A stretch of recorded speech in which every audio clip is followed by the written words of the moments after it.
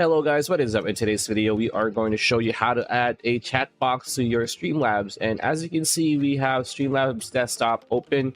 So to get this, just go to Streamlabs' website and just download the app, and the installation process is very easy, very straightforward, very fast.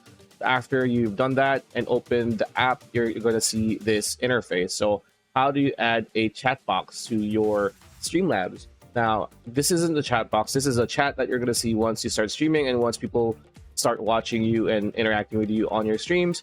But to add a chat box to your screen, which is this, just click on this plus sign on the sources page, like so, and you're going to have options, right? There's a lot of options here.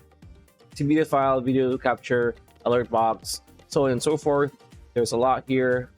And if you scroll down under widgets, or you can just click widgets here, you're gonna see chat box here. So if you want to do the chat box thing on your on your screen, just click on chat box, and as you can see here, supports Twitch, YouTube, Facebook, and Trovo chat.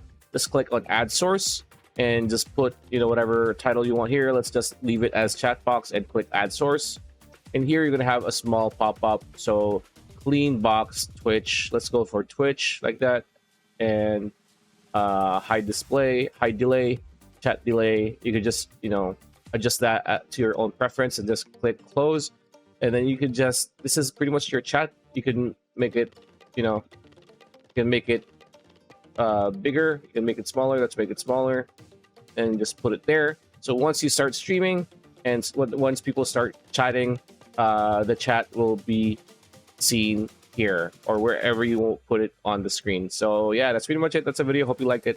Like, comment, share, subscribe, ring that bell icon. We'll see you on the next one.